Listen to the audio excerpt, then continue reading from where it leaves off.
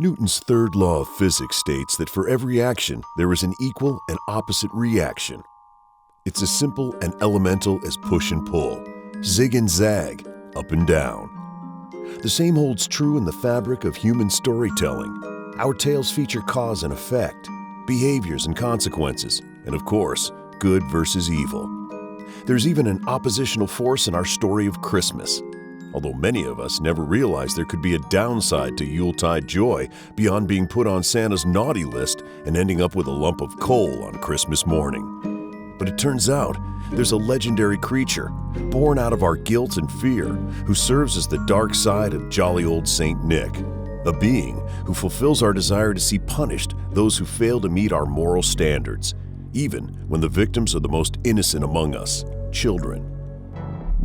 Today on Scream to Screen, we explore the history of the Krampus, a being who just might be the Anti-Claus. But before we unwrap this dark gift, make sure you subscribe to Graveyard Shift and let us know in the comments which true-life horror stories you'd like us to cover in the future.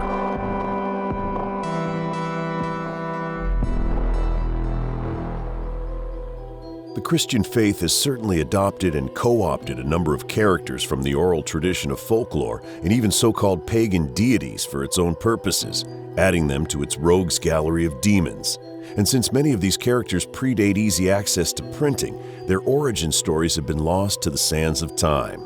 That leaves the Christian version as the only one we know. Perhaps the Krampus started as a lesser being, a stern warning, a cautionary tale told to keep children in line.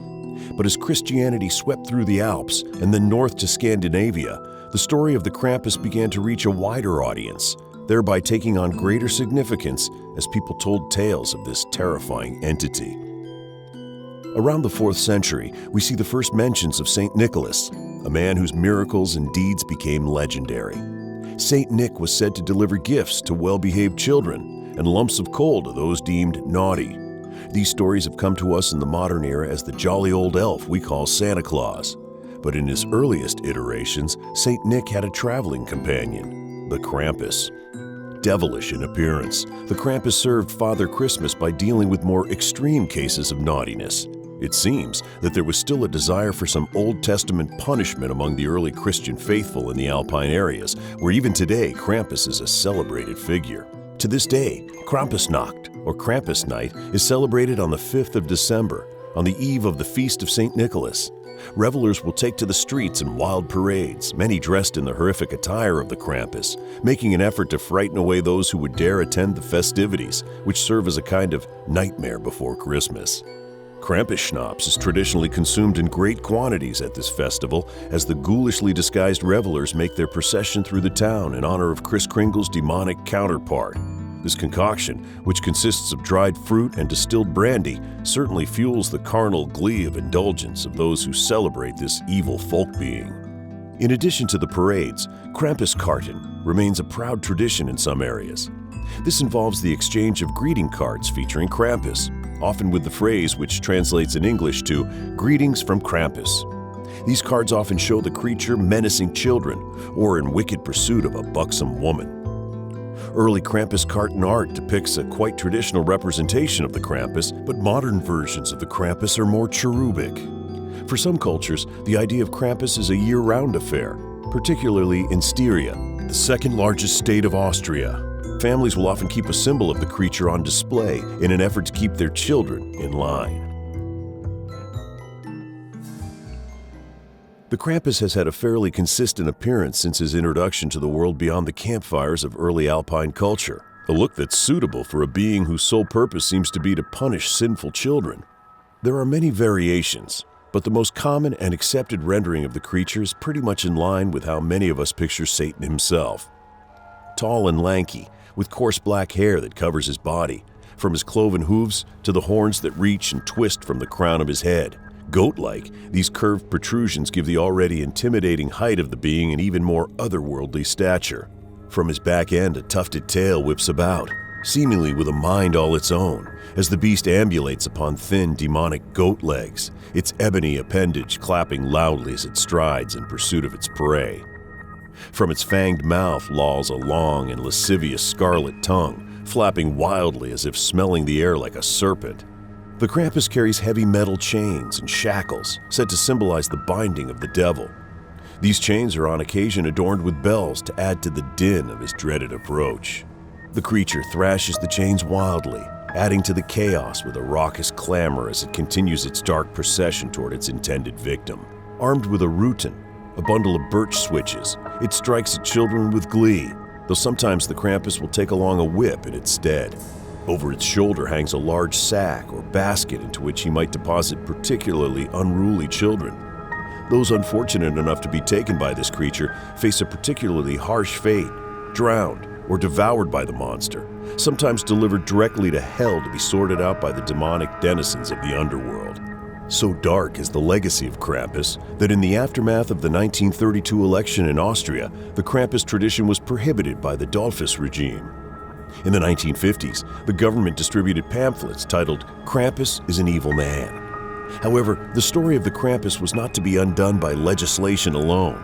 By the end of the 20th century, a popular resurgence of Krampus celebrations occurred and continues today. This evil man seems to be here to stay, no matter what efforts are made by the modern world to scrub him from the record. Some ideas simply will not die, as is evidenced by the rise of neo-Krampus tradition and his grip on the collective subconscious. And it certainly hasn't hurt that Hollywood and pop culture have served up an explosion of Krampus-related material.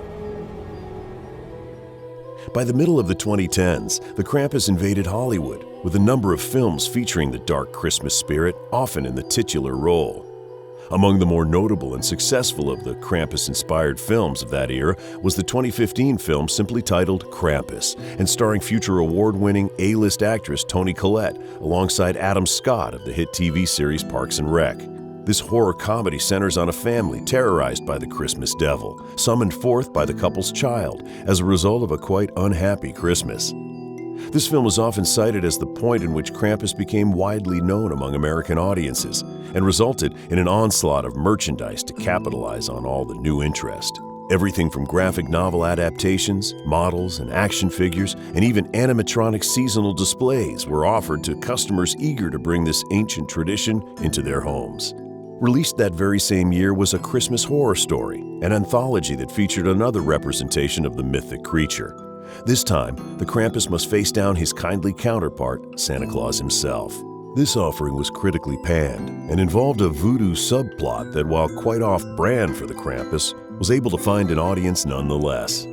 The following year, 2016, saw the release of at least 2 Krampus films.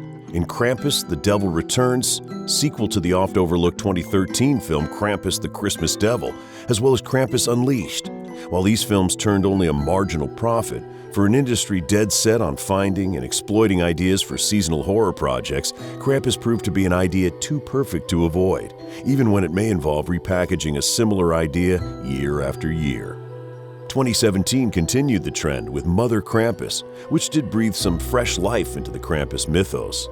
The film's based in part on German legends of Frau Perchta, a being similar to Krampus in many ways. This version, however, is not a beast, but rather a witch who steals a child each night in the 12 days leading up to Christmas.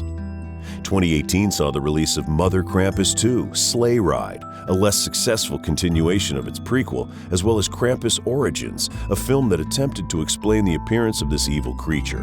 In Origins, a period piece, Krampus is revealed to be an elemental demon, summoned by an artifact recovered during the First World War.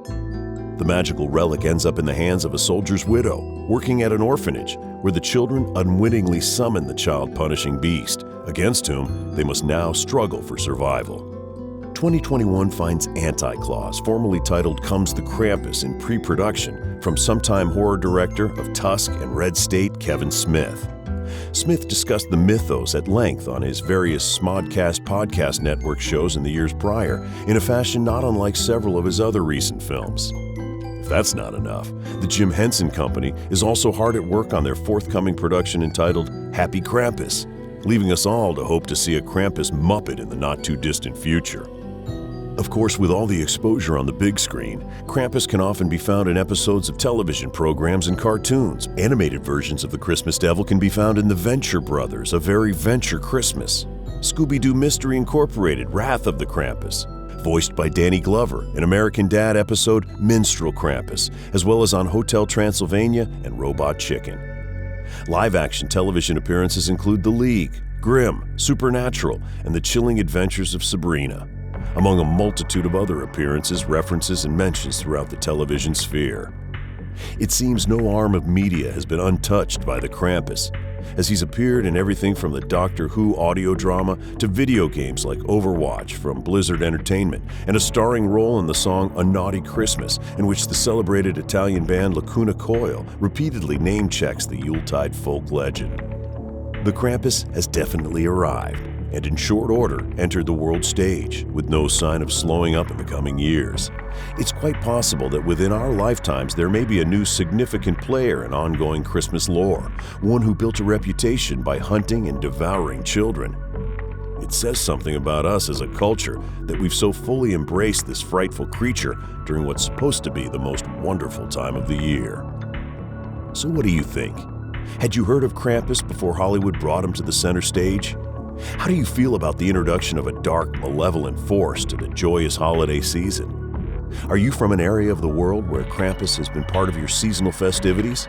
If so, what can you share about this strange being?